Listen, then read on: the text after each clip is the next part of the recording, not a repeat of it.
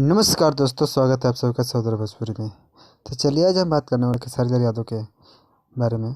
खेसारी लाल यादव के फैंस काफ़ी दिनों से इंतज़ार कर रहे हैं खेसारी लाल यादव के गाने के बारे में। तो खेसारी लाल यादव का गाना आजकल बहुत कम देखने को मिल रहा है, लेकिन जो भी गाना आजकल आ रहे हैं खेसारी लाल यादव के वो बूम कर जा रहे हैं। जैसे कि एक गाना आया था एगो बात बताई, उसके बाद फिर कमर के कमाई, फिर इसका नेक्स्ट गाना आने वाला है जिसका काफ़ी दिनों से फैंस लोग इंतज़ार कर रहे हैं, जाए करेजा 2.0। तो चलिए हम बता रहे हैं, होली का सीज़न चल रहा है तो खेसारी लाल यादव का होली का गीत की तैयारी चल रही है जम के, ज़ोर शोर से होली की तैयारी चल रही है और प्रैक्टिस में लगे हुए हैं। खेसारी लाल यादव के सभी राइटर होली के सॉन्ग पे अपना काम कर रहे हैं। खेसारी लाल यादव भी जम के प्रैक्टिस कर रहे हैं।